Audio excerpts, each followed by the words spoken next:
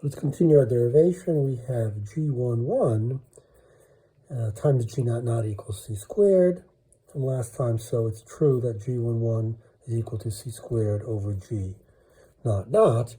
And now we can put this into R22 equals 0, which therefore reads R c squared g prime 0 0 g 0 0 squared over 2 g 0 0 squared c to the fourth plus r derivative of g naught naught in r g naught naught over 2 g naught naught c squared plus g naught naught over c squared minus 1 equals 0. Right, so we've replaced all the g11s in R22. So what does this give us? Let's see, we can cancel out terms. So we have r derivative of g naught naught over 2c squared plus r g naught naught derivative in r prime over 2c squared plus g naught naught over c squared minus 1 equals 0. So this is a factor of 2 here, so this is just r g prime naught naught plus g naught naught minus c squared equals 0, or if we isolate the g naught naught and r's on one side, this is r g prime plus g naught equals c squared, and that means that this thing, which can be written, now let's write it as d by dr of r times g naught naught, right? Because we take the derivative of that, we get these two terms. That has to be equal to c squared.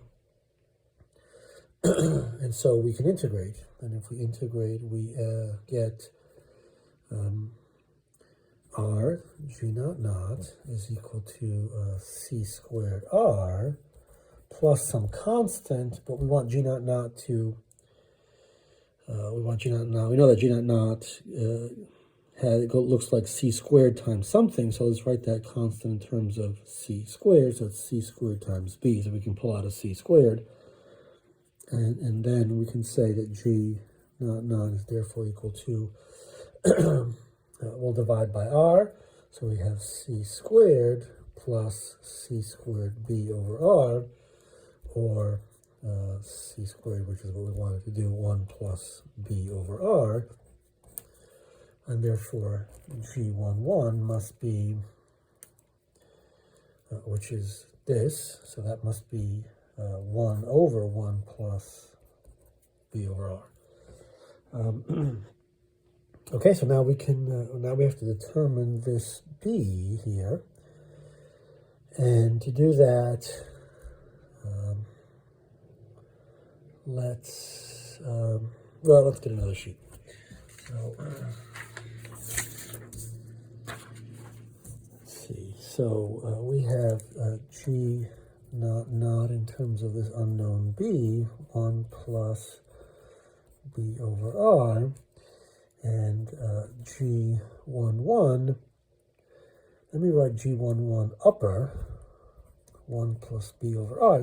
And the reason for that is because we derived the second derivative of the radial position with respect to, really with respect to tau, but with respect to t, you know, in the Newtonian limit, tau and t, there's only one time. So we showed that that looks like dg naught naught with respect to r, and so we need the g11 with the upper indices.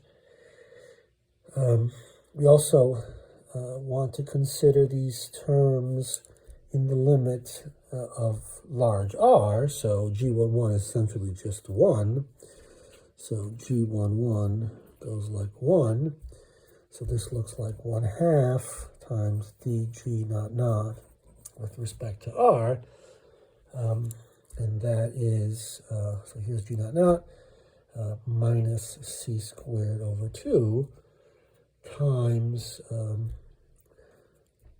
here we have a, sorry, why do I have a minus sign here? We do actually have a minus sign there because I'm taking the derivative of this term. With respect to this one, it's 0, but with respect to this one, it's r to the minus 1. So I have a minus b over r squared here. So that's what that looks like.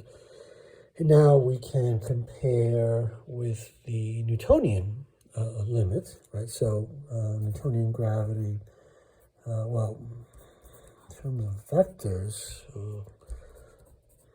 I'm going to end up making a mess here with signs, but if that's the potential, we have the acceleration related to potential.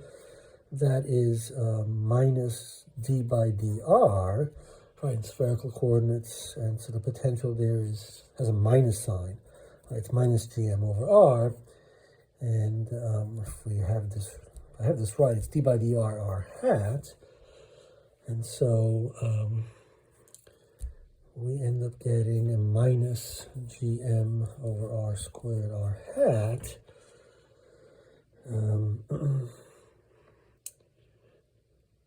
Let's see. But I know that, right, so what we can see is that I need this to reduce to a negative number. The b is a negative quantity. It's actually that quantity there. So,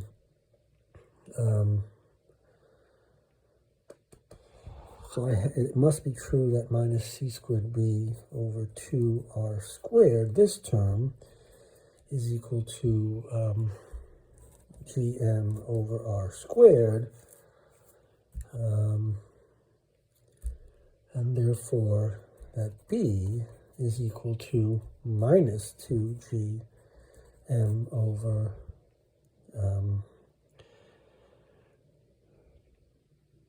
c squared. So this mass is the mass of the object that's doing the curve that's creating the space-time curvature. That's the spherically symmetric object of mass m. Right. That's what the low gravity limit, the Newtonian limit, tells us. That's the correspondence, in other words. And so we can now read off g naught naught. It's equal to c squared. If c is equal to 1, of course, that's 1. Becomes 1 minus 2 gm over c squared r. And g11 is 1 minus 2 gm over c squared r to the minus 1. And, of course, when we think of the metric terms, special relativity is valid at a point. We actually have, we have to reduce to minus the t squared plus,